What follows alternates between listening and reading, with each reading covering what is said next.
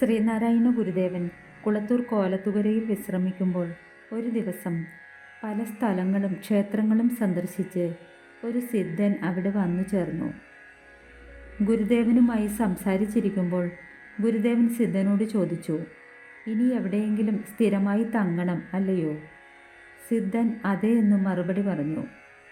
എന്നാൽ ഇവിടെ തന്നെ താമസിക്കണമെന്ന് ഗുരുദേവൻ നിർദ്ദേശിക്കുകയും സിദ്ധൻ അത് സമ്മതിക്കുകയും ചെയ്തു. ഇലങ്കം എന്ന കെട്ടിടം സിദ്ധന് താമസിക്കുവാൻ സൗകര്യപ്പെടുത്തി കൊടുക്കുവാൻ ഗുരുദേവൻ കൽപ്പിച്ചു. അങ്ങനെ കുറേ വർഷങ്ങൾ സിദ്ധൻ ഇലങ്കത്തിൽ താമസിച്ചു. ഇപ്പോൾ ഗണപതി ക്ഷേത്രം സ്ഥിതി ചെയ്യുന്ന സ്ഥലത്ത് ഓല കൊണ്ട് കെട്ടിയ പുരയിൽ ഗണപതിയെ പ്രതിഷ്ഠിച്ച് പൂജ നടത്തി വന്നിരുന്നു.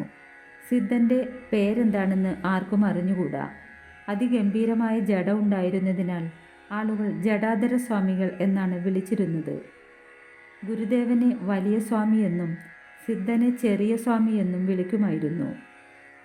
ജടാധര സ്വാമിക്ക് ഇഷ്ടദേവനായ ഗണപതി പ്രത്യക്ഷമായിരുന്നുവെന്നാണ് പഴമക്കാർ പറയുന്നത്.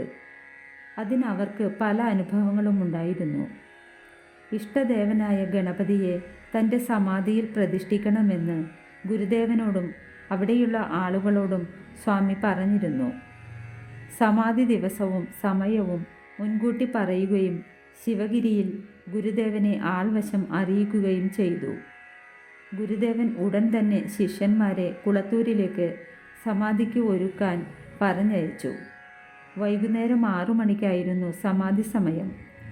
സമാധി കഴിഞ്ഞാണ് ഗുരുദേവൻ എത്തിയത്. ശിഷ്യന്മാർ സമാധി ഇരുത്തി ഗണപതി പ്രതിഷ്ഠയ്ക്കുള്ള ഒരുക്കങ്ങൾ പൂർത്തിയാക്കി. രാവിലെ 3 മണിക്കായിരുന്നു പ്രതിഷ്ഠാ സമയം. ബോധാനന്ദ സ്വാമികളാണ് പ്രതിഷ്ഠാകർമ്മം നിർവഹിച്ചത്. ഗുരുദേവൻ കൈവച്ച് അനുഗ്രഹിച്ചു. ഇതുപോലെ ഒരു മഹാസിദ്ധൻ്റെ സമാധിയിൽ ഗണപതി പ്രതിഷ്ഠ ഒരിടത്തും കാണുകയില്ല. ഒരു ദിവസം ഗുരുദേവനും ജടാധര സ്വാമികളും സംസാരിച്ചു കൊണ്ടിരിക്കുമ്പോൾ ഗുരുദേവൻ ചോദിച്ചു, ഇപ്പോൾ അരുവിപ്പുറത്ത് എന്തു സംഭവിച്ചു? ഉടൻ തന്നെ ജടാധര സ്വാമി ധ്യാനത്തിലിരുന്ന് അരുവിപ്പുറം ക്ഷേത്രത്തിലെ കെടാവിളക്ക് അണഞ്ഞുപോയി എന്ന് പറഞ്ഞു. ഇങ്ങനെ പല സംഭവങ്ങളും ഉണ്ടായിട്ടുണ്ട്. പിൽക്കാലത്താണ് അറിഞ്ഞത് അദ്ദേഹം തിരുവനന്തപുരം പാൽക്കുളങ്ങര പ്രസിദ്ധമായ ഒരു നായർ തറവാട്ടിലെ അംഗമാണ് എന്ന്. ഇപ്പോഴും ആ കുടുംബത്തിലെ അംഗങ്ങൾ ഇവിടെ വന്ന് പൂജകൾ നടത്താറുണ്ട്.